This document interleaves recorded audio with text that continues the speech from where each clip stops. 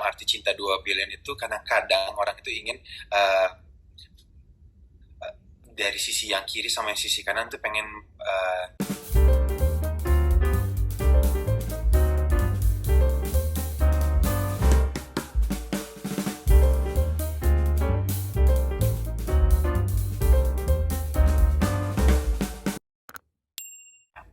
Justru kalau menurut aku lebih capek kalau kita jadi protagonis sih, karena kan adegannya itu harus menangis, memainkan perasaan gitu kan, itu kan lebih main emosi. Yes, menjadi antagonis juga capek karena marah-marah, kita harus selalu tegangan tinggi gitu kan. Cuman jujur aku lebih suka memainkan antagonis gitu kan, walaupun banyak cacian makian dari para penonton gitu kan. Cuman aku nggak pernah merasa kehilangan fans atau nggak merasa kehilangan wah image aku jadi jelek gitu. Malah aku sangat menikmati karakter antagonis sih sebetulnya gitu. Terus tadi pertanyaannya adalah pernah ada pengalaman Ya. nggak ya gitu. Aku tuh alhamdulillah loh selama 15 tahun kerja jadi antagonis tuh nggak pernah kayak dipukul orang atau dicubit orang gitu kan, kayak jambak aja ya. jambak gitu, nggak pernah gitu loh. Mungkin kadang aku juga kalau ketemu orang bawaannya kan senyum apa gitu ya, jadi mereka juga kayak kok aslinya ternyata nggak seperti yang di yang nggak seperti yang di TV ya gitu. Jadi sebelum mereka nampol juga kayaknya udah kayak udah senyum nih orang gitu loh, nggak membahayakan gitu sih. Paling ya Oh, kalau jumpa fans mungkin gemes, mencubit atau kayak nyakar, tapi itu bukan bagian dari kebencian sih menurut aku. Jadi aku alhamdulillah nggak punya kejadian yang nggak mengenakan gitu selama oh. di antagonis. Arti cinta dua pilihan dalam perjalanan karir kamu sedap. Sorry apa? Cinta dua pilihan. Arti cinta dua pilihan dalam perjalanan karir kamu. Hmm. Mungkin lebih secara general aja sih cinta dua pilihan. Judul cinta dua pilihan di mata seorang Marcel dan Eva Anita mungkin. Ya. Bisa. Marcel dulu aja kali. Sebenarnya tuh kadang-kadang tuh orang tuh dalam arti cinta dua pilihan itu kadang-kadang orang itu ingin uh, dari sisi yang kiri sama yang sisi kanan tuh pengen kalau bisa dijalankan berdua, dijalankan sama-sama dengan menyenangkan sama-sama. Sebenarnya itu tidak akan bisa terjadi karena dimanapun pasti selalu ada pro dan selalu ada kontra. Jadi ketika kita memilih salah satu pasti ada satu yang tidak senang gitu. Nah, cinta dua pilihan itu sebenarnya menjabarkan seperti itu. Kita tidak bisa menyenangkan semua orang. Kita harus menyenangkan sesuai dengan prioritasnya siapa. Nah, kalau gue secara pribadi, gue belajar dari sinetron ini, ya nggak bisa menyenangkan semua orang. Dan pilihan paling penting dalam hidup adalah memang keluarga. Jadi sebenarnya salahnya Fatir adalah tidak mementingkan keluarga di atas semuanya gitu loh. Jadi sesuai dengan perkembangan cerita, perkembangan ini yang buat jadi pembelajaran buat gue adalah ya lu harus milih salah satu, lu nggak bisa pilih semuanya kayak gitu. Ya. Oh, tapi lo ngomonginnya sinetron kan? Kalau cinta dua pilihan in real life itu maksudnya? Oh maksudnya in real life? Dua-duanya bisa sih. Jadi dari pandangan kalau tapi sebenarnya kalau Mas Marcel tadi udah jelasin juga sih, intinya kan nggak ada cinta dua pilihan karena ada pro dan kontra. Oh, oke. Kalau in real life ya gue sih dari episode 1 gue udah tahu apa yang mesti gue pilih. Kalau misalkan gue karakter Fatir itu adalah Marcel gitu udah tahu apa yang mesti gue lakukan, apa yang mesti gue pilih. Tapi kembali lagi karena ini adalah sebuah cerita yang memang kemungkinan bisa terjadi. Jadi ceritanya ini apakah terjadi, apa yang akan terjadi kalau akhirnya memilih dua-duanya lah. Inilah cinta dua pilihan keluar di situ seperti itu. Pernah perang batin nggak sih Mas Marcel atas tindak langkah yang dilakukan oleh Fatir gitu kayak? Oh, kayaknya setiap pemain yang dapat kita dapat setiap kali dapat skenario kita pas kita baca tuh kok dia kayak gini ya. Oh, tapi memang ceritanya memang mau dibuat seperti itu kan, ada perasaan menolak tapi pada saat kita mainkan oh iya benar juga sih kalau misalkan main seperti ini karena ya ceritanya lebih kena dan lebih kadang-kadang tuh orang suka lihat wah ini mah nggak mungkin terjadi lah kalau kita nonton, tapi ternyata ada loh ceritanya kayak gini dan ini terjadi di dunia nyata kayak gitu. Ya, common lah beberapa kejadian, terutama kalau masalah ekonomi ya, orang yang misalkan dihimpit ekonomi atau anaknya sakit gitu ya, pasti cinta dua pilihan kadang udah bukan manusia lagi tapi ya keadaan sama keadaan sama keluarga. Kalau aku sih mungkin dalam dunia nyata ya, cinta dua pilihan adalah cinta waktu. Karena waktu aku berkejaran dengan waktu ya. Jadi anak-anak itu kan gede banget, cepet banget gedenya. Dan aku syuting, jadi kayak aku mencintai anak-anak, keluarga, suami ya, tapi juga aku berkejaran dengan waktu aku syuting. Sebetulnya bisa aja nggak syuting ya, kayak itulah harus dipilih. Cinta dua pilihan. Ya memang tidak harus ada yang dikorbankan gitu loh, tapi tetap aja harus ada apa namanya apa ya harus ada mengganti gitu, kayak misalkan ya nggak bisa sama anak-anak full 24 jam gitu loh, tapi aku ganti misalkan aku kalau pagi-pagi segala macem bangun ya anak-anak segala macam harus main ya, ya udah cinta dua pilihan itu cinta antara waktu dan keluarga gitu sih. Tapi kalau dalam sinetronnya si Clara ya mencintai dua pilihan tuh dia antara dia sebagai manusia yang punya rasa kemanusiaan gitu loh, atau memang dia mau jadi orang yang nggak peduli, dia mau jadi egois, dia mau bahagia bersama anaknya dan mengorbankan kebahagiaan orang lain gitu. Jadi itu adik sendiri sih. Pak ini ikonik banget sebagai antagonis dari single sampai sekarang sudah berkeluarga, ya kan? Tantangan apa yang lagi yang dicari oleh seorang Eva Andita dari karakter antagonis? Nah, sebenarnya tantangan aku tuh di awal kan dibikin protagonis ya, jadi memang cinta dua pilihan itu kan awalnya tidak ada yang jahat-jahat gitu loh. Kan mungkin untuk kebutuhan intensitas nonton dan engagement tayangan ya dengan penonton memang harus diadakan perubahan twist karakter. Nah, menurut aku sih tantangan aku tuh jadi baik itu udah enak tuh mainnya gitu loh. Aku mulai kayak gue bisa juga ya jadi orang baik gitu. Bisa juga ternyata orang simpatik, karena awalan itu orang-orang netizen itu positif banget gitu, vibes-nya positif banget, komennya bahwa ini keren ya filmnya gitu, jadi nggak ada yang jahat-jahat karena masih seru nih filmnya gitu. Memang karena perasaan manusia yang tidak bisa dipungkiri gitu loh, tapi tidak ada yang menyakiti. Sebenarnya udah enak sih mainnya dari awal. Sekarang udah jadi jahat lagi, aku juga masih meraba-raba lagi, padahal aku biasa mainin antagonis gitu loh. Cuman kan karena awalnya baik, jadi aku jaga gitu loh. Gitu sih. Ini proses syuting ini kan Mas Marcel udah punya anak, terus Mbak Eva juga punya anak. Ini apa nginep atau bolak-balik sih untuk dari lokasi syuting biasanya? Treatment atau mungkin bawa anak? Ada satu ruangan misalnya Mbak Eva mau bawa anak, jadi bisa pas lagi tengah-tengah syuting. Kalau gue sih pribadi karena anakku masih newborn, baru mau 4 bulan, jadi memang belum pernah ke lokasi. Memang kita nih sekarang berusaha semaksimal mungkin biar Senin sampai Sabtu itu kita syuting bisa semaksimal mungkin, supaya kalau bisa minggunya memang libur, supaya minggu bisa bermain lah sama keluarga, karena waktu memang yang paling, tetap kita mau bekerja sebagaimanapun, waktu yang paling penting adalah buat keluarga. Kalau di lokasi syuting memang kita ada ruangan sendiri. Eva ini sering sekali anaknya datang ke lokasi karena berhubung anaknya 3, jadi harus nyenengin tiga-tiganya, jadi tiga-tiganya yang datang. Kalau libur ya, sekarang kayak banyak. Enggak, waktu itu ada yang libur dia datang juga. Yang kecil. Iya, cuman jarang sih karena kadang lokasi itu nggak kondusif kan, bukan berarti nggak nyaman, tapi karena kita banyak banget seharian, jadi kita tuh nggak bisa banyak main sama anak kan, jadi fokus ke itu. Tapi kalau misalkan ada beberapa yang aku nggak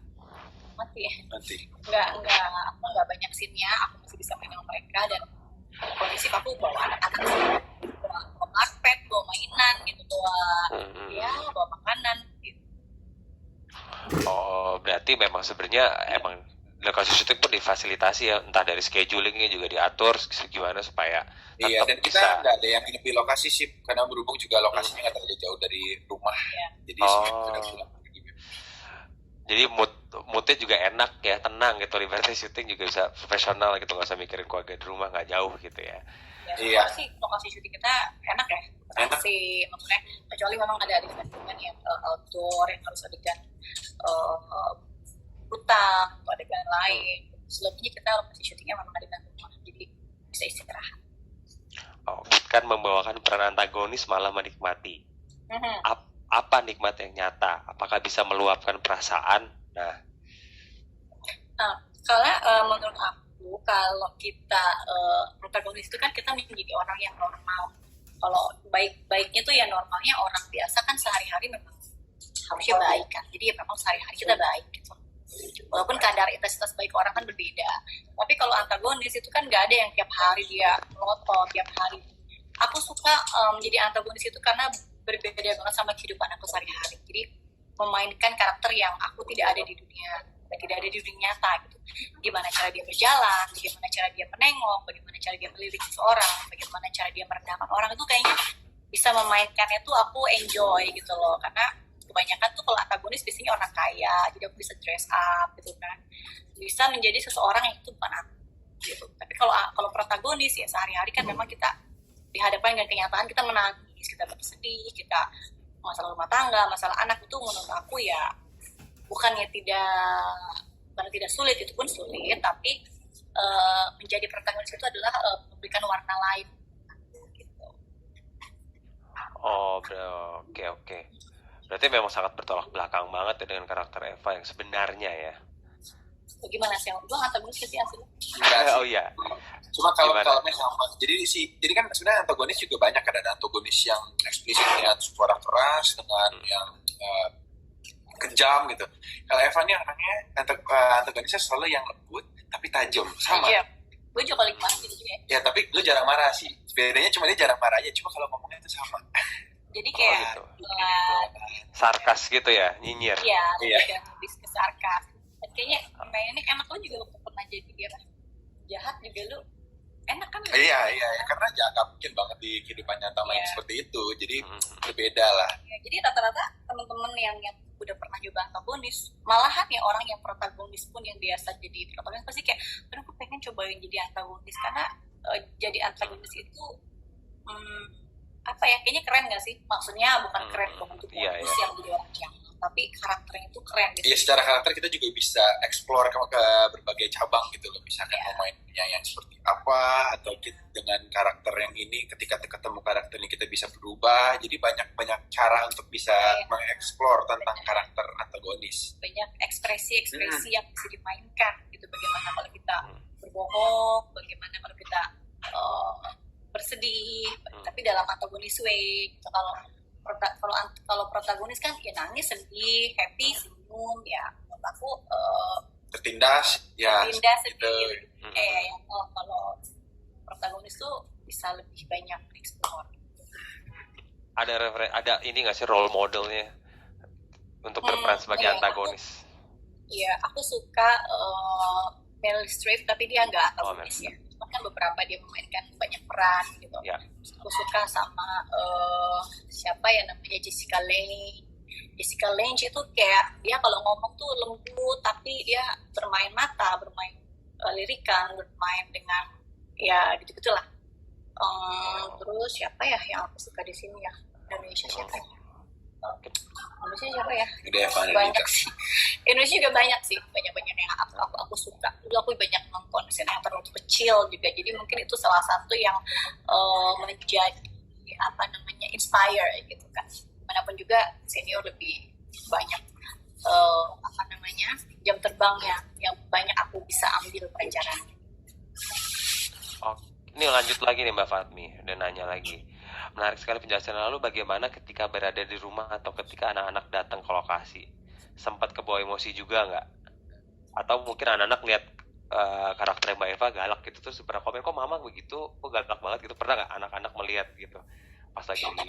Iya, sebenarnya anak-anak aku tuh nggak aku izinkan untuk nonton sinetron ya, karena menurut aku umur mereka belum bisa filter bahasa dan juga adegan di situ. Tapi ya beberapa kali kecolongan mereka sih, kayak paling mereka nanyanya kenapa mama punya cowok lain gitu kan, kenapa kayak gitu, mereka lebih cemburu aja gitu loh.